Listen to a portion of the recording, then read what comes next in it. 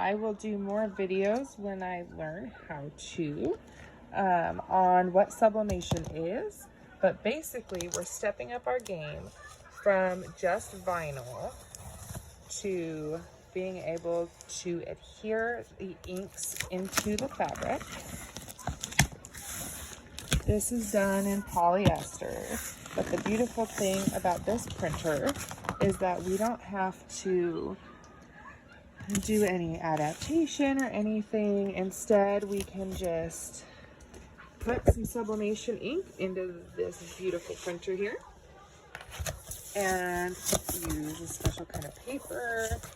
And when heated and using polyester, that special paper and ink make it to where the ink just, or the gases, once heated, bind the ink to the fibers within the polyester, which makes it permanent. So it's basically permanently dyeing the fibers. Now, that's for shirts. There are other things that we get to do with this as well, and I cannot wait to show everybody.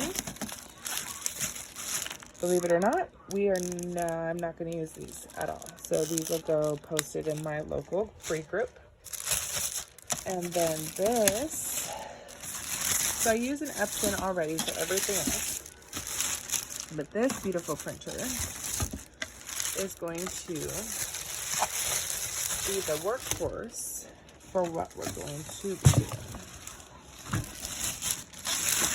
I love how I just did that one-handed. Normally that would never happen. So this tank right here is going to hold our sublimation ink, and this is going to produce some pretty amazing stuff. Now, while I am unboxing this, I am going to also do a short unboxing of some other things that I ordered to go with it to test. So I'm not a big YouTube person, but I did my research first, figured this was the logical next step. A sub is one of the most recommended papers for sublimation. And then I also ordered, this is the ink that we will be using instead. Also recommended this one. The next one I'm going to try is actually called Hippo, but this was one of the #1 recommended ones. So these syringes are what are used to transfer this ink into these this part of the tank.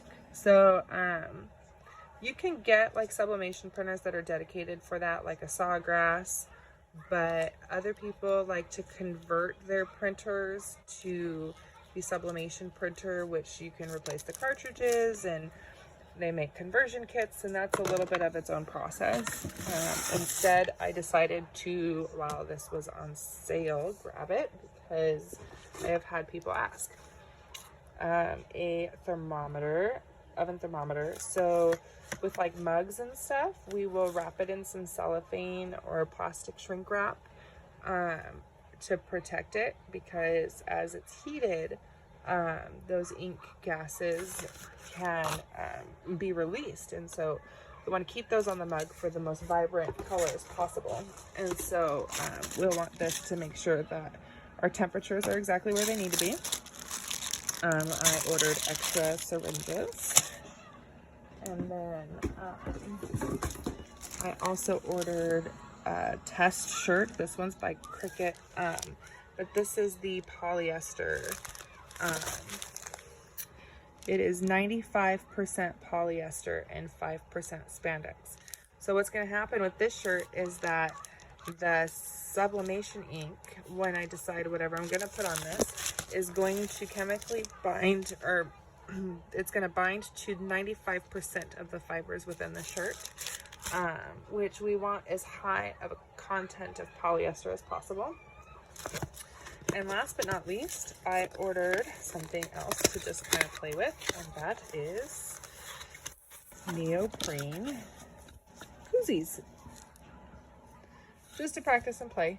So I know I said that I was going to do unboxing. I don't recall whether I said I was going to go live with it or not, But here is the unboxing with the fun new toys.